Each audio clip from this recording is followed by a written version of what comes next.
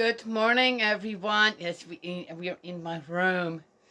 It's cold outside, and I think feels like I have a little bit of a fever, and I have a headache, and my coughing's better, which is nice. Don't belie me now. But I told my brother-in-law I think it would be better if I stay away from everybody. I must have caught the tail end of my sister-in-law's. She was sick, and it turned into looked like a sinus infection or strep or something. And yeah. Anyway, so I'm trying to make sure I don't get too sick. But anyway, so I'm in my room, I'm keeping warm, and I'm trying to stay out of everybody's way, which means stay in your room, right? So you don't get anybody else sick. You know, one thing that I find in today's world when I see parents out there with their children, why would you send your child to school sick? Just so that you have perfect attendance. That is so wrong, in my opinion. That's so... Yeah, but people have to go to work. You know what? If the few extra dollars you make, or this or that, are more important than your child's health, you have a problem. Okay. Well, in any case, so I'm trying to make sure that brother-in-law, who's still working downstairs in the kitchen, and as you can see, doesn't get it. And as you can see my room, this is my room. Everybody else has a fan in their room. There's lights in their room. Already done. This is 20 years in the making, this house. Well, you got to remember, we built this from scratch, okay? Everything. And did most of it on our own. It's a huge house. We took on way more than... Okay, it's on the roof, so who cares, right? But I'm in the room that has still no overhead light, right? There's no fan in here or anything. Okay, all right. And it's the least done, as you can tell. Yes. Do I mind? Not at all. I don't. When I think how many people out there, right, just try to stay warm. Find a place to sleep. You know how it is when you get really tired and all you want to do is just fall in the bed and you can't? Because maybe you're on the road or homeless or down on your luck or, I don't know, hunted, wanted, I don't know. And you can't lay your head anywhere. Comfortably.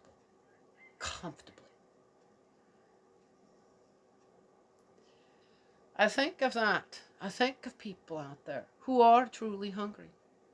I think of people out there who are truly not having. Okay. Well, is it of their own making? Is it of someone else's making? What does it matter? I think on how blessed I am. Yes, I worked for it. But on how blessed I am just to be in a comfortable spot, lay my head in the dry, in the warmth. Do you know what I mean? Yeah. So do I care? I care about the dust. That I do care about. And things need to be clean. That's when I step in. But otherwise, you really think? Or that? What? Wait a minute. I'm the owner of the house here. Why do I have the least of the rooms? Again, yeah? What's the difference between parents who, when they realize my child's not feeling well, I'm not coming to work today. I need to have a sick day or a vacation day, whatever, maybe 2, maybe 3, because I have a sick child and my child needs me. Called school. Sorry. Got a sick child, not coming to school today. Can I come and pick up some homework if he's well enough? If not, or she, we're not going to deal with that. But if there is, then I can work with him at home. make sure nobody falls behind, which I can't see how 2 or 3 days of not going to school, especially in the United States, would make you fall behind. Okay? Well, it never did when I was a child. When I was sick, I didn't have to go to school. My mom was absolutely said, you're not feeling well, you're staying home. I never fell behind not going to school 2 or 3 days. And the schools there a lot harder. Okay? So I can't see how that would happen here. Okay, talking about the school system here. I had 4 children. I homeschooled, yes. Then they went to school, part of high school, part of middle school, and the youngest one all the way from 1st grade. No, I didn't put her into kindergarten. Why? Didn't need to. I wanted her to stay home with me. Right? Yes? Yeah. I don't look at school as a babysitting place. It's a learning place. Yes? Kindergarten, for me, nah, it wasn't necessary. Or preschool? The hell is that? Okay. Or parents who, regardless, where's the medicine? Let's just pump them full of that. Then they can go to school. You see the difference? Yes? The care for someone else above your own needs, and the care for just your own selfish needs above anybody else. Yes? All right. So let's get going here. So yeah, I'm very comfy here in my room, in my own little corner. Oh, which brings me to, so I saw old movie on YouTube. You can still find those. Okay, old movie. It was from 1957. It was a Cinderella story. I like Cinderella stories. Well, okay, all right, that's me. Right? Not all of them, but I like the good ones. And I'm listening. I'm going, man. I'm watching, and it had Julie Andrews in it. And one of the Golden Girls, the youngest one. Yes, Betty or something, right? Yeah. And I'm going, man, that soundtrack. What was it? Rodney and Hammerstein or something, the soundtrack. I said, man, that sounds familiar. And I remember, I said, wait a minute, you mean the soundtrack? That's in the newer version of Cinderella, okay? It's not animated. It's the real thing with real people and all that. Came from 1957 and wasn't from 2000 and whatever, whenever they made that other one, because I love the soundtrack in that in that particular newer one. Never knew about the 1957 one. I wonder if people know. Right? Okay, so I'm sure that in the newer version, they got the permission to use the soundtrack. But do people know? That's not the original soundtrack to the newer version. There's an older version in 1957 with Julie Andrews in it, Cinderella. Where that came from? Huh, isn't that interesting? Okay, all right. Thought I had to mention it. I find that when we come across certain things, we suddenly feel, oh, I really like this. We never go and look where the origin from what we really like came from. Yes? I've tried to explain, and I talked about yin and yang, and how that's being used in the world now. Yet yin and yang, really, when it comes to Chinese or Asian tradition, it was more than not used in keeping some people healthy. It had to do with their physical body. Medicine. Yes? All right. Just saying. All right. The chakras, too. You should go and read up on what the chakras actually are, where they have originated from. And you'll find that, well, somebody made kind of a different story out of them, because it suited the agenda of someone at the time. Right? Yes? Yeah.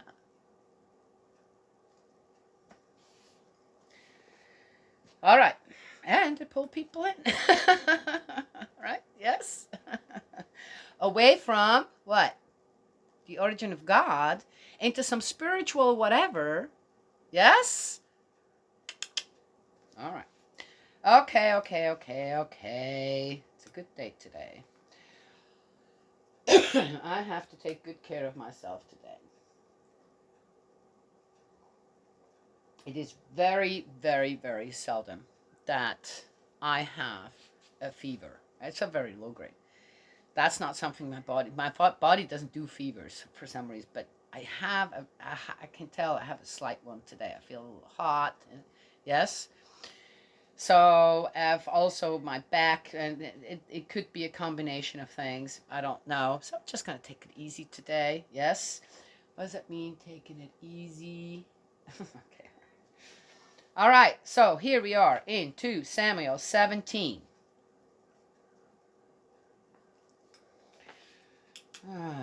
Okay. Hushai thwarts Ahithophel's plans.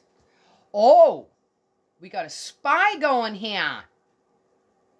Yesterday we had Hushai ingratiates himself with Absalom.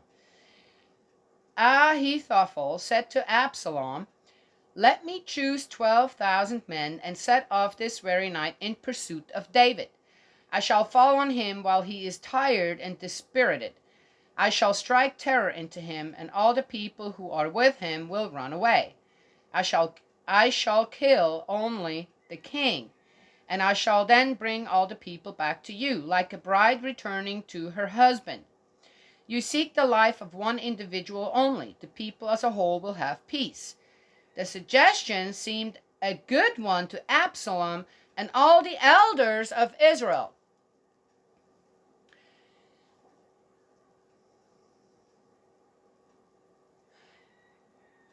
Seems like Absalom doesn't know the 10 Commandments. Seems like that David's son, though he had very little to do with David, it sounds like. I don't think there is a father-son relationship there anywhere, really. Though David kissed him when he returned on the head, there were tears, there was an embrace, blah, blah, blah, blah. But we know how these momentary things happen and are, right? Yes? Do they stay in one's heart? It's the commitment. What was I talking about before we started here? It's the commitment. Yes? The care that stays in one's mind, that one gives and one receives. Yes? Short things, short-lived things are usually just about flattery. Flattery. All right? Okay. So Absalom doesn't seem to know one of the 10 Commandments, which is, "Thou shalt honor thy father and thy mother." Absalom doesn't know how to be filial to his father. Why else would he think it's a good idea for this dude, which name I hardly can pronounce, to go after his father and be the only one to be killed? Are you hearing me? Are you hearing this? Man. Okay. Well, Absalom, I thought maybe, but he's just as misguided as David is, isn't it? It's not stopping. And the reason it doesn't stop is because, what? The origin of the people of Israel is getting lost. Little by little by little, because it isn't just that one guy that thought it was a good idea. It was the elders of Israel as well. Go kill their own king. Interesting? Okay. Then Absalom said, "Now call Hushai the Archite for us to hear what he too has to say." When Hushai had come to Absalom, Absalom said, "This is what Ahithophel says. Are we to do as he suggests? If not, Let's start. So okay. What does Absalom have a little bit of a? Yeah, that sounds like a good idea, but maybe we should. Okay. It's interesting. Why did he ask another person? He seems to be pretty happy with just Ahithophel. If not, suggest something yourself. Hushai said to Absalom, on this occasion, the advice given by Ahithophel is not good. You know, Hushai went on, that your father and his men are great fighters, and that they are now as angry as a wild boar robbed of her cubs. Your father is a man of war. He will not let the army rest during the night. At this moment he is concealed in some hollow or other place. If at that outset there are casualties among the troops, word will go around that the army supporting Absalom has met with disaster, and then even the valiant, the truly lion-hearted, will be demoralized. For all Israel knows that your father is a champion, and that the men with him are valiant. For my part, I offer this advice: summon all Israel from Dan to Beersheba to rally to you, as numerous as the sand on the seashore, and you take the field in person with them. We shall reach him wherever he is to be found. We shall fall on him as the dew falls on the ground, and not leave him or any one of the men with him. Should he retire into a town, all Israel will bring ropes to that town, and we shall drag it into the river bed, until not a pebble of it is to be found. Oh, are you guessing? That's Juniper. Junie. Juniper is that declawed cat I talked about. That's her. Hi. Are you seeing me? Oh, hi, Junie. She is the sweetest cat. And you guys are very privy to Junie.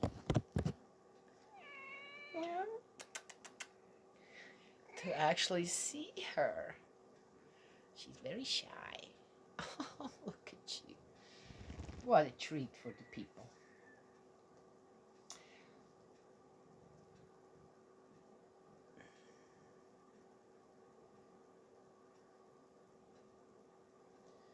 And we shall drag it into the riverbed until not a pebble of it is to be found. Then Absalom and all the people of Israel said, Hushai the Archites. Ooh. Oh. Ha, I noticed things like that. There is a printing error. Yeah, I don't like that. Archite, Archite. And over here it is spelled Arkite.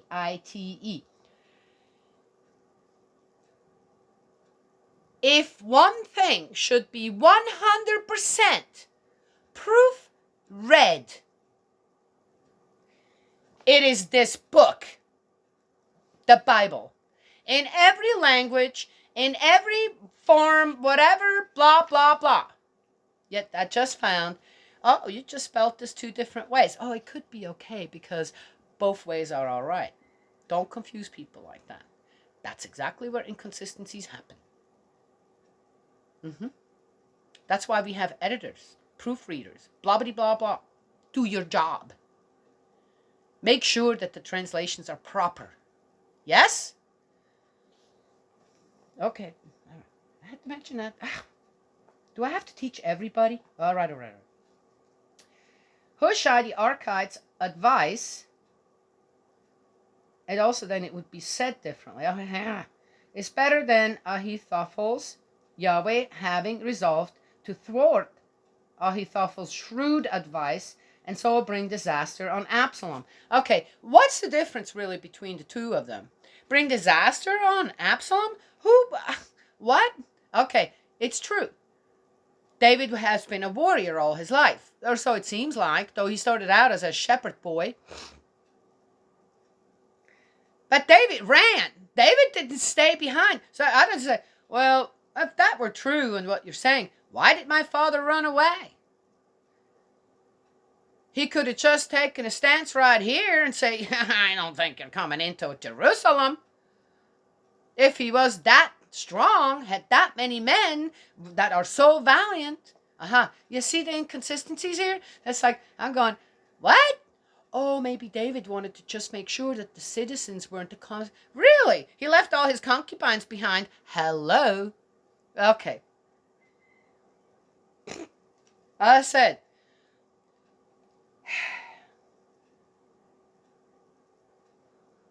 I think that most people are not blind out there on what's going on with certain things. You want to be blind. You're not regarding or considering the inconsistencies, this and that, because first of all, I got plenty on my plate. I don't need that too. Whatever. So I pick this side. What? Because friends are there on that side or this? Okay. I don't think it's wrong to just point out, wait a minute, why are we thinking like this? Like I talked about the collateral damage yesterday. Oh, you could talk to anybody and go, yeah, but. I'm going, that's right. Everybody has a but. And the thing is, most everyone's butt is not perfumed. Whatever comes out of your butt stinks. I find it interesting, right? Butt, B-U-T with one T. Butt, B-U-T-T. All right. I'm just saying. Okay? It's like people so afraid to just say, wait a minute. We're supposed to be Christians here.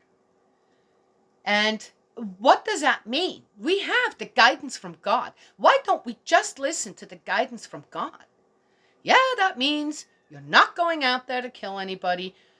What it means is that you teach people, you let them know. No, you don't. Just because somebody tells you that's okay to do doesn't mean that it is the right thing.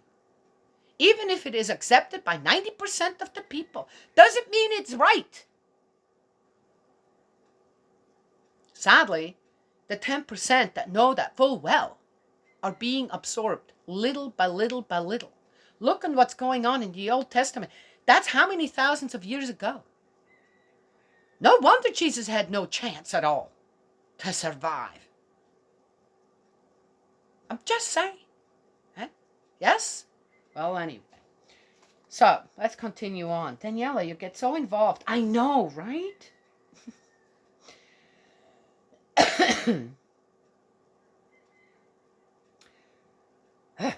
Hushai then told the priest, so neither of them is right. Bring disaster on Absalom. How? Absalom isn't thinking either. So he needs two people with different opinions to tell, but actually the outcome is going to be the same. So what does it matter? Right? Yes? Scheming and wheeling and dealing. David is warned and crosses the Jordan. Jonathan and Ahimaaz were posted at the Fuller's Spring. A servant girl was to go and warn them, and they in turn were to warn King David, since they could not give themselves away by coming into the city themselves. A young man saw them nonetheless and told Absalom. The pair of them, however, made off quickly, reaching the house of a man in Bahurim. In his courtyard was a storage well, and they got down into it. The woman took a piece of canvas and spreading it over the mouth of the storage well, scattered crushed grain on it so that nothing showed. Wait a minute.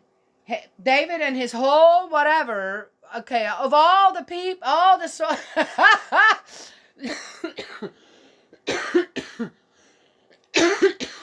soldiers that Hushai mentioned, they fit into what?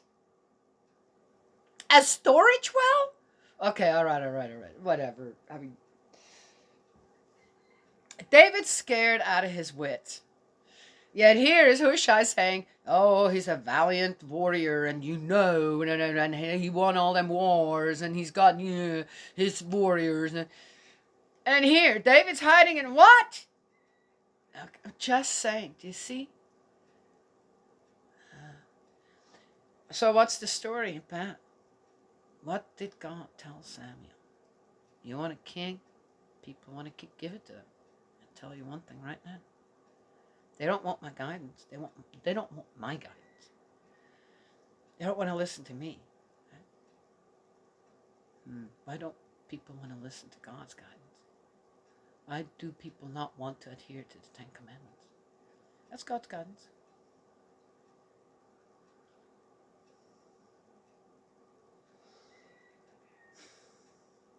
When people say I'm a Christian, when people say I'm a Muslim, when people say, okay, I'm a Catholic, when people say I'm a whatever other religions you have out there, a Mooney,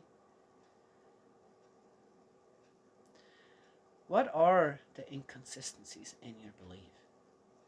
And how are you disregarding the guidance of God? Because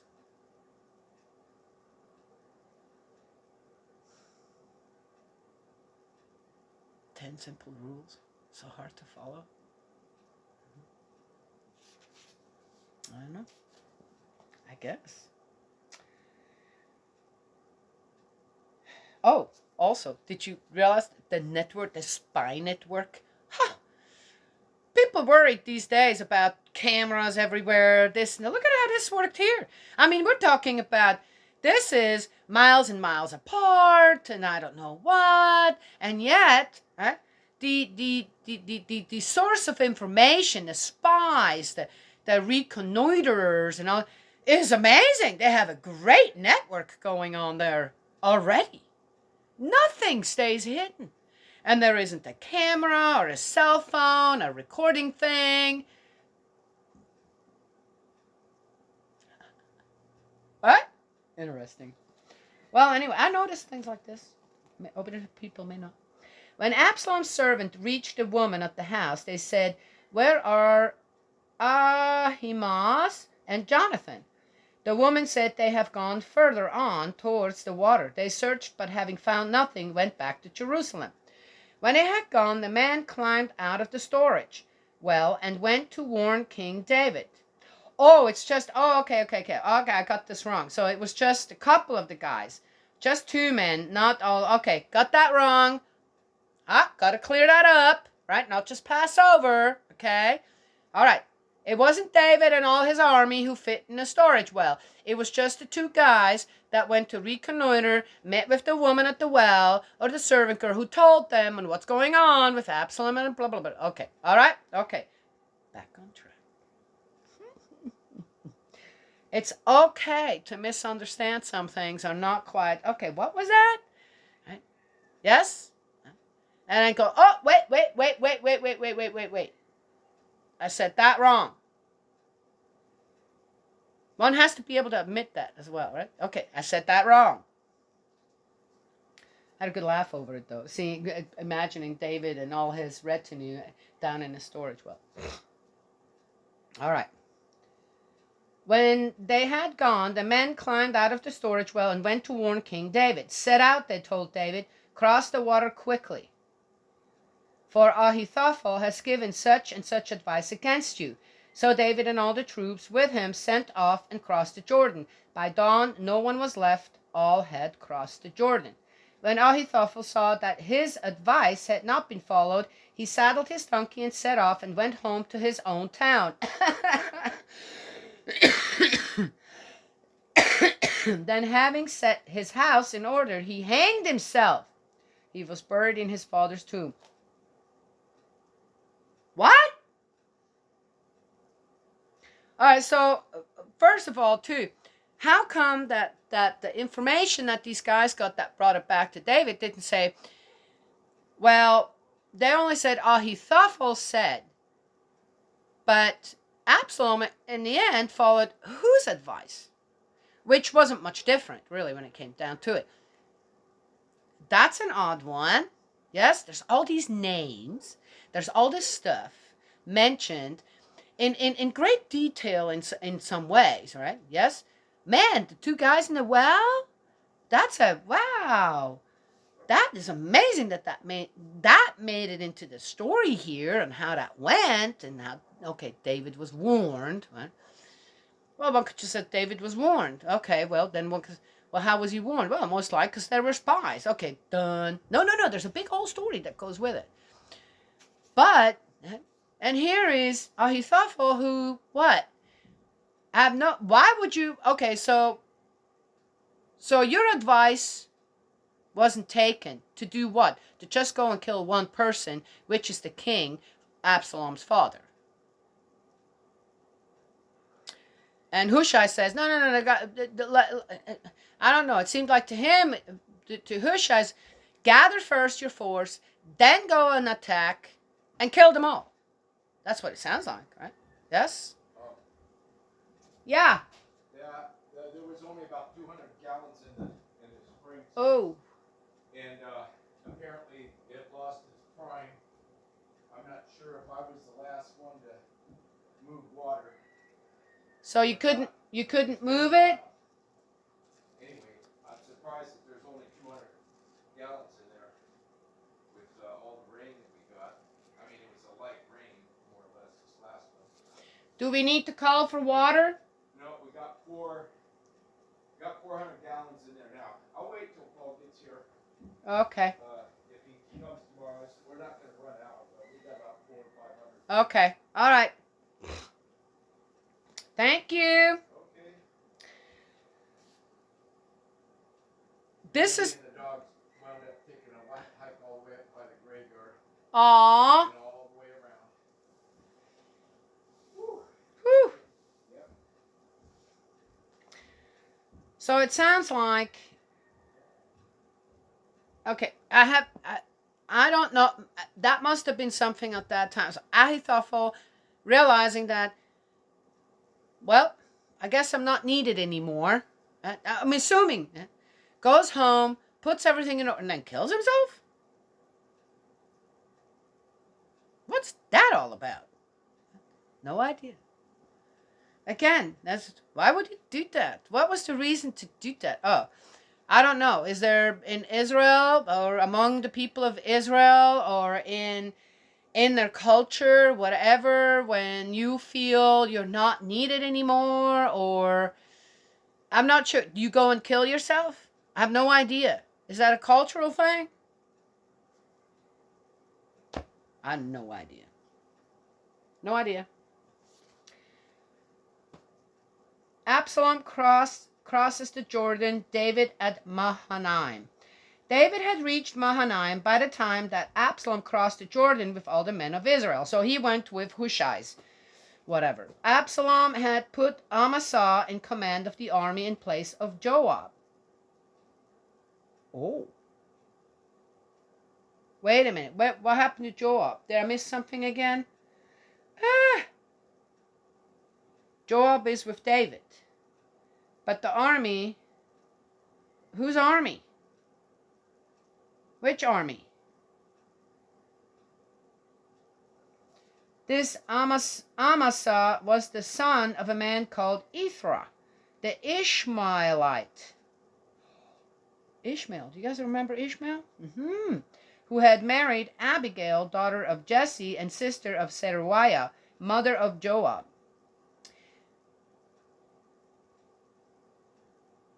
What? Wait. Absalom had put Amasa in command of the army in place of Joab. Maybe Joab got old. This Amasa was the son of a man called Ithra, the Ishmaelite, who had married Abigail, daughter of Jesse and sister of Zeruiah, mother of Joab. Oh, so they're related. Israel and Absalom pitched their camp in the territory of Gilead. When David reached Mahanaim, Shobi, son of Nahash, from Rabbah of the Ammonites, Machir, son of Amiel, from Lo-debar, and Barzillai, the Gileadite, from Rogelim, what a mouthful, brought bedding, rugs, bowls, and crockery, and wheat, barley, meal, roasted grain, beans, lentils, honey, curds, and cow's cheese, and sheep's cheese, which they presented to David and the people with him for them to eat. The army, they said, must have been hungry, tired, and thirsty in the desert. Huh.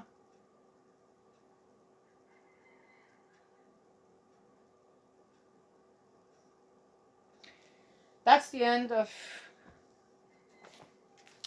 It seems to me, regardless on what anyone has to say, and obviously I always have to say a lot about any of it, is that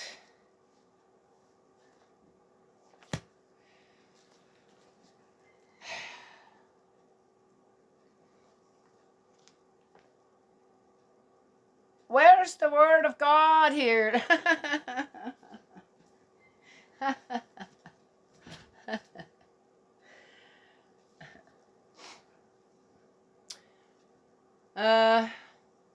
There's one thing that I found all my life, and I can only speak for myself. I can't speak for anybody else out there.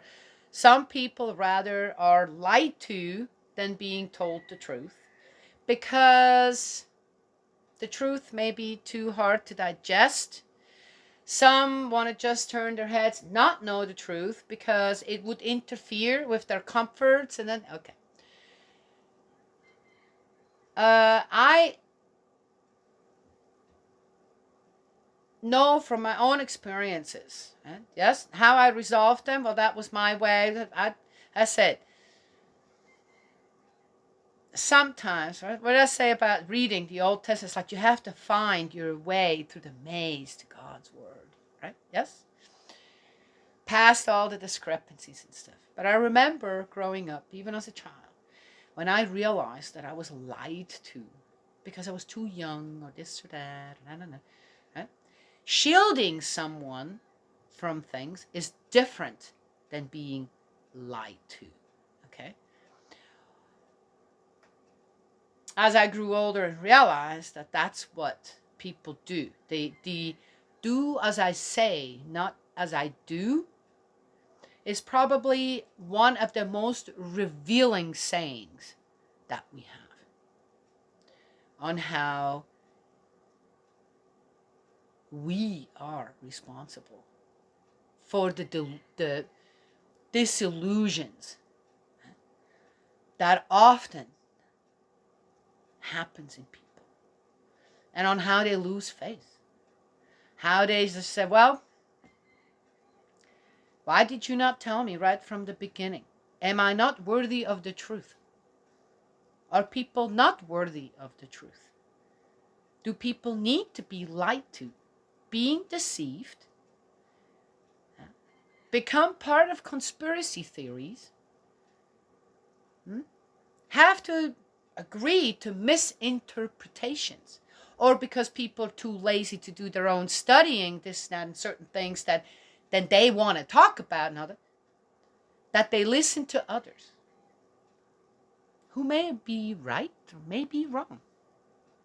Do you know what I mean?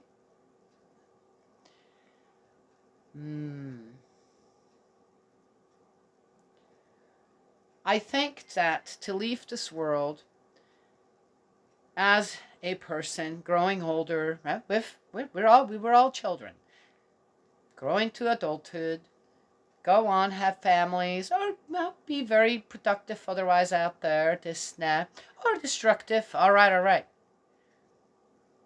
Then grow older, pass away, this, that. What do you leave behind? A life full of deceit, lies, hidden secrets, I don't know what? Or is your life an open book? If your life here is an open book and you really try to, we make mistakes. How many times you want to make the same mistake? Until you have to admit to yourself, you don't care about the mistakes you make. But if you try to restore these mistakes, say, okay, well, I learned my lesson on this one, not going to do that again. Yes? Then aren't you being honest? Not just with yourself, but with everyone else around you, including your children. Any young person out there. Yes? And don't hide. No. Do as I say, not as I do. It is a really, really bad, selfish testimony to your own life. Yes?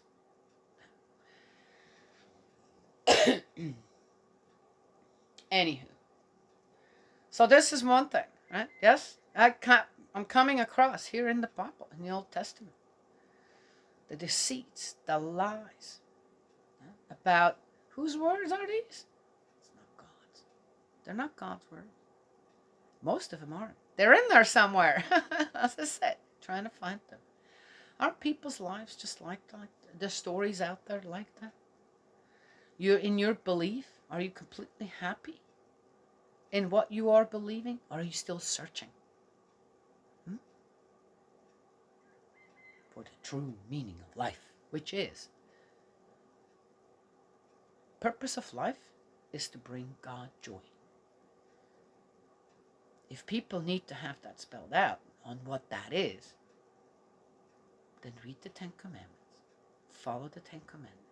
If you follow the 10 Commandments, yes, you will bring God joy. Done? All right. Whew. God's love and blessings always. May He protect you, and I will talk to you another time.